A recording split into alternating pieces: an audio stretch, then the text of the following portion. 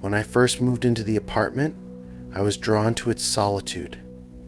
Nestled in a quiet, older building on the outskirts of the city, it seemed like the perfect refuge. The brick walls were aged but sturdy, and the creaking floorboards gave the place character, making it feel less like a sterile space and more like a home. The peace I found there was exactly what I needed after a chaotic few years of my life. But then it began. At first, it was nothing but faint noises, subtle creaks and whispers I chalked up to the building's age. It seemed normal enough. Old structures make strange sounds. I thought little of it. The sounds would usually come in the dead of night, when everything else in the city had settled. Small thuds, like something heavy being dropped, followed by the occasional scrape of furniture being dragged across the floor. They weren't loud, but they were enough to grab my attention, and they were persistent. Soon I started noticing the pattern in these noises. They were rhythmic, like the shuffling of feet moving in a measured, deliberate pace. It wasn't random. It felt almost calculated, like someone was moving from room to room below me, always at the same time each night. I tried to ignore it. I even convinced myself that it was simply the building settling, that the pipes were causing strange sounds in the walls. But then came the whispers. One night, as I lay in bed, the sound was different. It was faint at first, like a rustling, as if someone was whispering in a language I didn't recognize. I listened closely, trying to place the words. They weren't in any language I knew, though they sounded almost rhythmic, like some ancient chant. A shiver ran through me. I told myself it was nothing, that it was just my mind playing tricks, but it didn't stop. The whispers grew louder and more persistent, and soon they weren't confined to just the night. During the day I could hear them faintly, a distant murmur that seemed to emanate from the very walls. I decided to confront it. The apartment below mine was occupied by a woman I had seen a few times, but only briefly. I had never spoken to her directly. She kept to herself, always behind closed doors. But this time, something inside me urged me to knock. When I did, she opened the door just a crack. Her appearance startled me. She had dark circles under her eyes, and her hair hung in uneven strands around her face, as though she hadn't bothered to comb it for days. Her eyes, however, were the most unsettling part, vacant, distant, as if she were looking through me rather than at me. I asked about the strange noises coming from below, about the scraping, the thuds, and the whispering. She didn't respond at first, just stared at me, her expression unreadable. Then, without a word, she shut the door. I was left standing in the hallway, feeling foolish and unsettled. The encounter left me with a deep sense of unease, like I had crossed a line I shouldn't have. As I turned to walk away, I noticed that the door had not closed completely. It stood ajar, just enough for me to catch a glimpse inside. The apartment was dark, not dim, but completely black, as though the light had been deliberately extinguished. And in that darkness I saw something move, a fleeting shadow at the edge of the room, just beyond my sight. My heart skipped a beat, and I quickly walked away, shaking off the sensation that I had just seen something I shouldn't have. That night I didn't sleep. Every sound, every creak, and every whisper seemed to be amplified. I couldn't shake the feeling that I was being watched, that the apartment below me was somehow aware of my every move. The whispers grew louder and more frantic. They weren't just random murmurs anymore, they were deliberate, speaking in an almost rhythmic chant. There was something sinister about the sound, something that gnawed at the edges of my mind. I couldn't stay in that apartment any longer. The next day I packed my bags, not knowing where I would go, but knowing I couldn't stay. The thought of returning to that place, of hearing those whispers again, felt suffocating. It was as if the apartment, the woman, and the shadows had become a part of me, following me wherever I went. I didn't know what was real anymore, and I couldn't bring myself to face it again. It's been months since I left, but sometimes late at night, I still hear the whispers, They're faint at first, like a distant memory calling to me, but they're always there, lingering just at the edge of my hearing. I can't tell if it's just my mind playing tricks or if the building itself is still alive with whatever was below. I don't know if I'll ever truly escape it. The apartment, the woman, the dark shape I saw in the shadows, it all feels like it's waiting for me to return. The question lingers in my mind, what would have happened if I hadn't left? There was something. I never expected my first apartment to be anything spectacular. It was small, old, but affordable in a neighborhood where rent prices were climbing by the month. The building itself was nondescript, tucked between two much larger, more modern complexes. I moved in during the fall, when the leaves covered the sidewalk like a blanket and the chill of impending winter made the evenings feel lonely. But it was mine, and I was ready to settle in. The apartment was on the top floor, and from the moment I stepped inside, I felt a strange sense of calm. The walls were thick old wood covered with layers of faded wallpaper, and the windows creaked when you opened them, as if they too were warning me that this place had a long history. The neighbors were quiet. In fact, I barely saw anyone at all. The hallway was often empty, with only the occasional shuffle of feet in the distance, a soft murmur of voices through walls, and a far-off hum of traffic outside. It was only when the noises began that I started to question if I'd made the right decision. At first, I blamed the building. It was old, after all, and old buildings made strange noises. But the sounds I started hearing at night were too specific, too deliberate to just be the creaks and groans of a settling structure. It started slowly, faintly. At first, it was only a soft scratching sound, barely perceptible through the thin walls. I told myself it was the pipes, maybe the radiators expanding or contracting in the cold night air. I wasn't familiar with how these things worked, and so I assumed the worst of my new living situation was just the quirks of an old building. But then it escalated. The scratching turned into a low, rhythmic thumping. It was always at night, and it was always coming from below.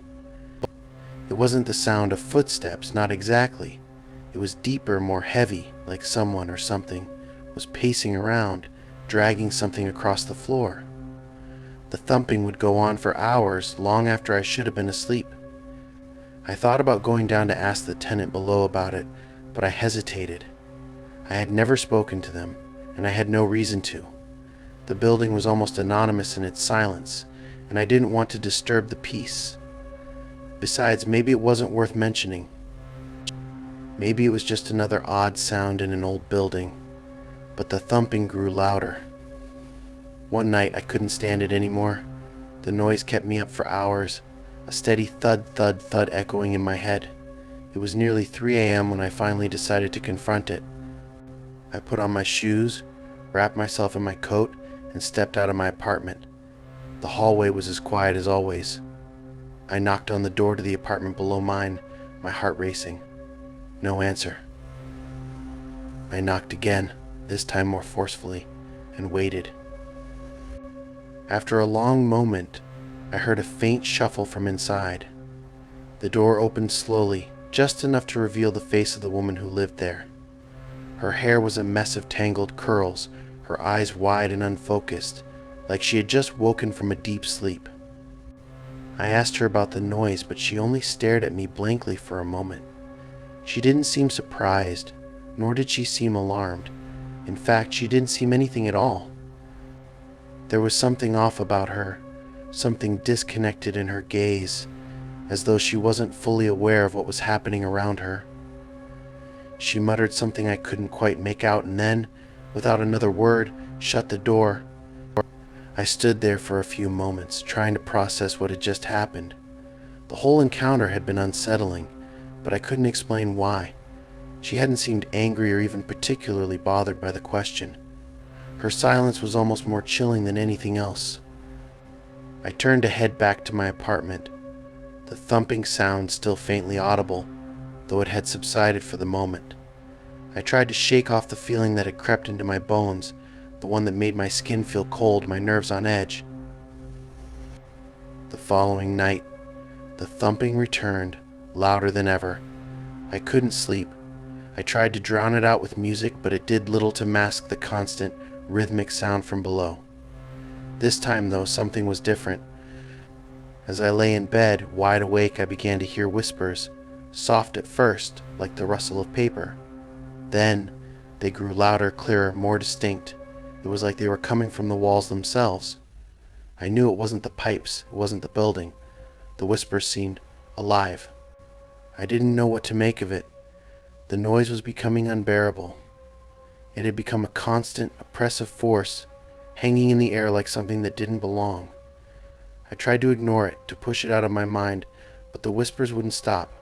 I could hear them in every room.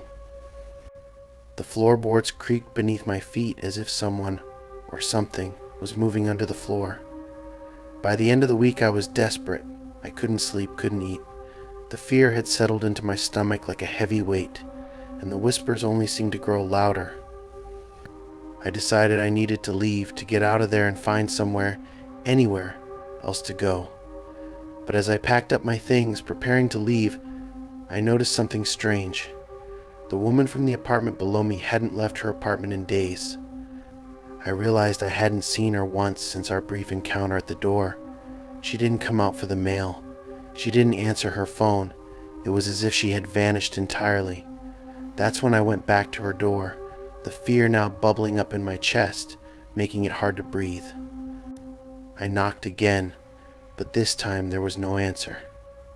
Not even a shuffle, not even the faintest sound from inside. I turned the doorknob, half expecting it to be locked, but to my surprise it gave way. The door creaked open, revealing a dark interior. The apartment was eerily silent. The whispers had stopped, but there was something far worse waiting inside.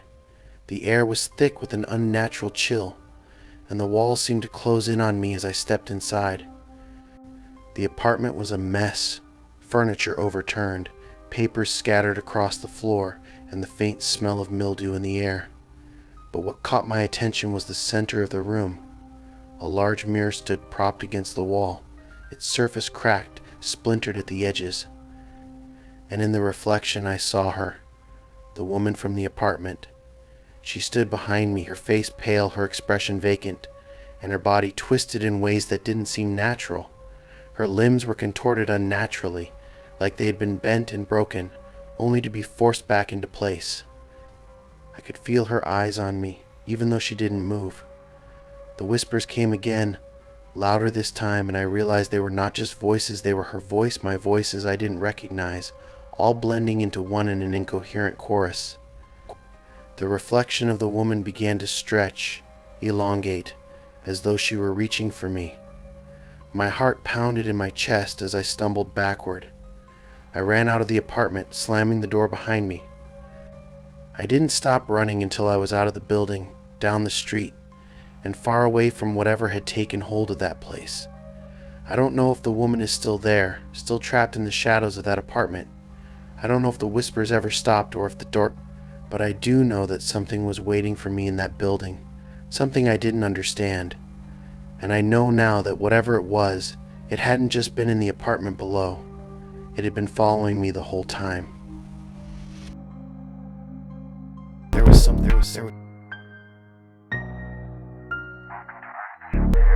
I had been living in the apartment for a few months when I first noticed the strange behavior from the apartment below me. It wasn't anything overt at first, just a faint, unsettling feeling that would occasionally creep into my thoughts. The apartment complex was an older building, the kind where the floors creaked under the weight of time, and the walls had absorbed decades of muffled conversations. It was a quiet building, or at least I thought it was. But then, the quiet started feeling wrong. It began with the sounds. At first, they were small, soft, rustling noises that would filter through the floorboards at odd hours. Late at night, I would lie awake, staring at the ceiling, trying to ignore the rustling that echoed in the silence of my apartment. It wasn't the sound of someone moving about, it was too subtle for that. It felt like a faint scraping, like a chair being dragged across the floor, but it wasn't a normal dragging sound. It was softer, more deliberate. I tried to tell myself it was just the building settling. That was my go-to explanation for everything. Old houses and apartments had a way of making noises at night. I tried to ignore it, but the noises persisted. And then they began to happen at all hours of the night. Sometimes I would hear them in the late afternoon, other times in the early morning hours. I would lie in bed, wide awake, listening to the faint scratching beneath the floor. It felt like someone or something was moving just below me, waiting. I could never shake the feeling that there was something more to these noises than just an old building. It wasn't long before I noticed something else, an odd pattern to the noises. Every time the scraping would happen, it was always followed by a silence. A silence that stretched on longer than it should have. The silence became unbearable, suffocating in its stillness. And then, after what felt like hours, the sounds would start again, scraping and shifting, almost like someone was trying to move something heavy beneath the floor. I began to wonder if it was just my mind playing tricks on me, but when I finally worked up the courage to knock on the door of the apartment below me, I was greeted by a woman I hadn't seen before.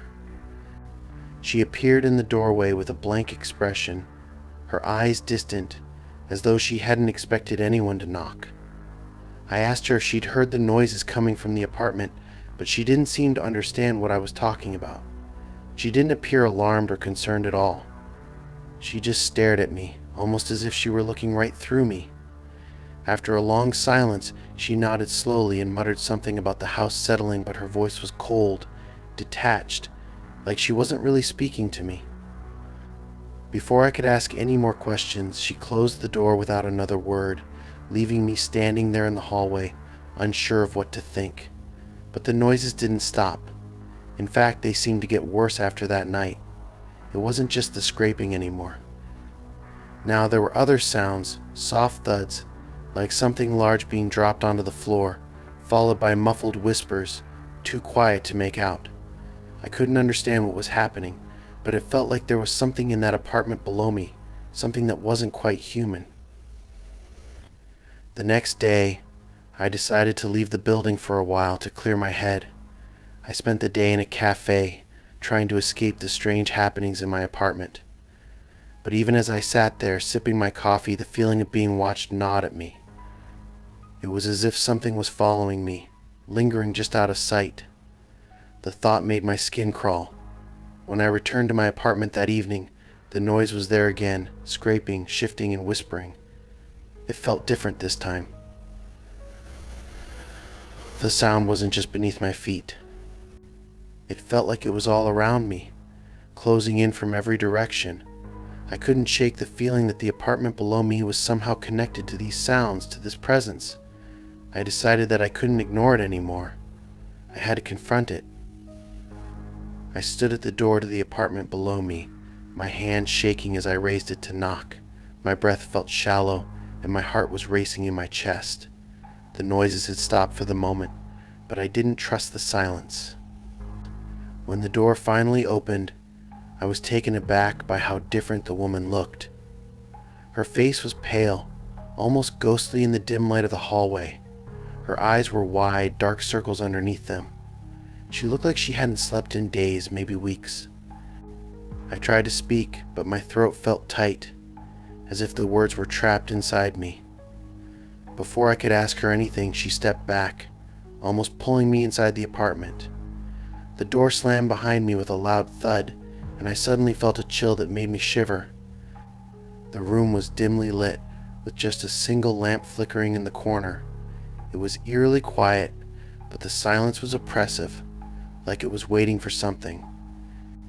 I tried to look around, to see what was in the apartment, but there was nothing out of the ordinary, just old furniture, dusty shelves, and an odd smell in the air, like mildew and something metallic.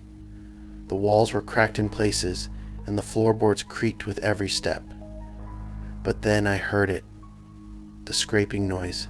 It was louder now, as if something was dragging across the floor right beneath us. I froze, my heart hammering in my chest. I looked to the woman, but she wasn't looking at me.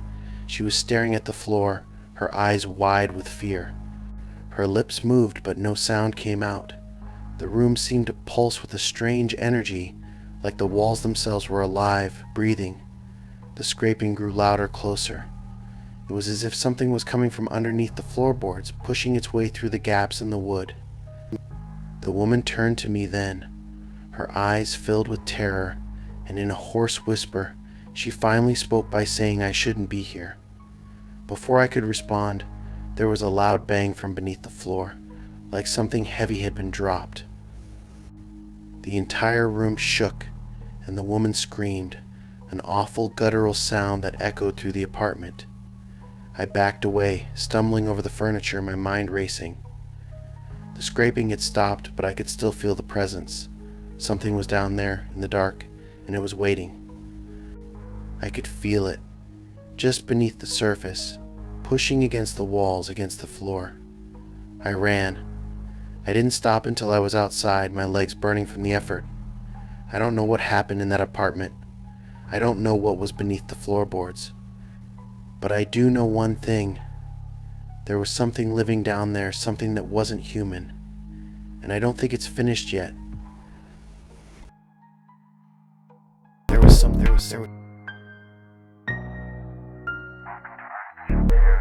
It's strange how the small things in life can go unnoticed until they become impossible to ignore.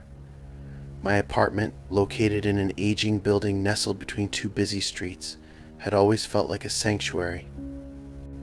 I liked the peace it offered, and the routine comfort that came with living in the same place for years. The neighbors were mostly quiet, at least that was until I noticed the odd behavior from the apartment below mine. It began with the sound of footsteps. At first I thought little of it. The building was old, and the creaking floors were a constant companion in my daily life. The noises, though, started to follow a pattern. Late at night, sometimes well past midnight, I would hear what sounded like deliberate pacing in the apartment beneath mine. It was a rhythmic tapping, almost methodical, as if someone was walking back and forth, over and over again. It was strange. The apartment below me was supposed to be empty, or so I thought. I had never met anyone who lived there, despite having been in the building for several years. The landlord told me it had been vacant for months, and I took him at his word. But with every passing night, the pacing continued. There was something unsettling about it, as though the noise wasn't normal, wasn't quite human. I began to notice other strange things, subtle shifts in the air, like a cold breeze that would come out of nowhere. Sometimes I would hear faint whispers, indistinguishable and muffled, but they always seemed to drift up from the floor. I tried to dismiss it at first. Maybe it was just the building settling, the pipes or the radiator groaning in the dead of night. But deep down, something gnawed at me. I couldn't shake the feeling that I wasn't alone in this building, that something or someone was watching. The turning point came one evening when I found myself sitting on the couch reading. It was around 11:30 p.m. The usual silence of the apartment enveloped me, but then it came, the pacing. I froze. The sound was louder than ever before. The floor seemed to tremble with each step, and it grew more frantic as the minutes ticked by. My heart began to race as I tried to ignore it. I didn't want to believe it, but it was undeniable now. Someone was below me. I couldn't just stay there. I needed to know.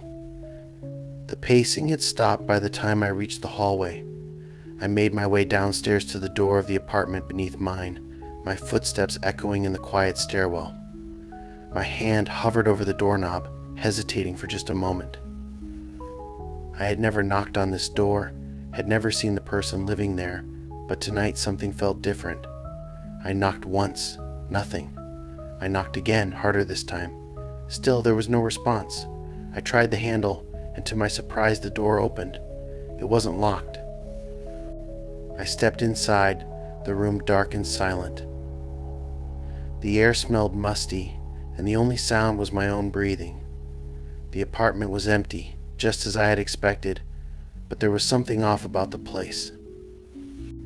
The walls were stained in places, peeling paint hung from the ceiling, and the carpet was worn thin, frayed at the edges. It looked like no one had lived there for years, yet the strange pacing noise had come from here, just below my feet. I stepped further into the room, the faintest click of the floorboards under my weight reverberating in the stillness.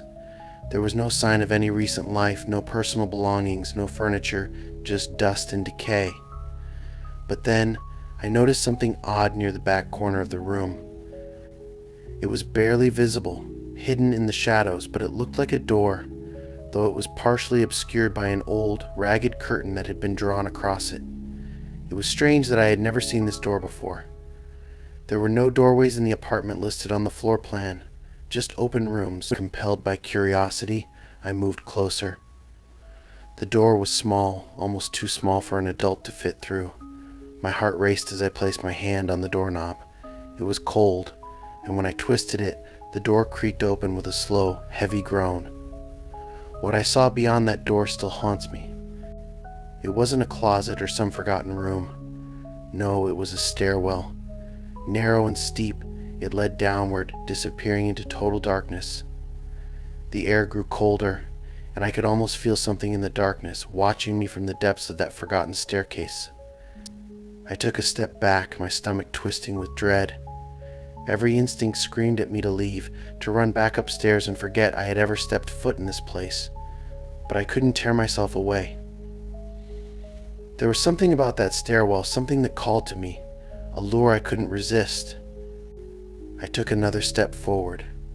My hand, trembling, reached into the darkness, feeling along the cold metal railing as I descended the narrow staircase.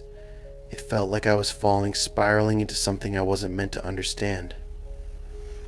The deeper I went, the more the air seemed to press in on me, heavy and oppressive. I could no longer hear the sounds of the world above. It was as if I had descended into another reality entirely. The staircase seemed to stretch on forever. It wound downward, then upward, then downward again, twisting in impossible angles. I lost track of time. I don't know how long I was down there, minutes? Hours? There was no telling. Suddenly I heard something, a soft, distant tapping like nails against wood. The same pacing sound I had heard above me, only now it felt closer, much closer. I froze. The sound stopped. Then I saw it. A figure appeared in the shadows ahead, barely visible but unmistakably there. It was tall, impossibly tall, and its outline was distorted as though it didn't belong to this world. It stood motionless, and for a long moment I thought it was simply my imagination playing tricks on me. But then it moved. Slowly, almost deliberately, the figure began to move toward me. My heart thudded in my chest as I backed away, but the figure followed. It was too late to run now. It was already there, close enough that I could hear its raspy breathing, like a windstorm trapped in the body of a man. I don't know what happened next. Everything went black. When I awoke, I was back in my apartment, lying on the couch. It was morning. The sun streamed through the window, and for a moment I wondered if it had all been a dream. But when I looked down at my hands, I saw the dirt beneath my fingernails, the marks of something otherworldly. And then I heard it again, the pacing. Only this time it was above me, from my own apartment. There was something.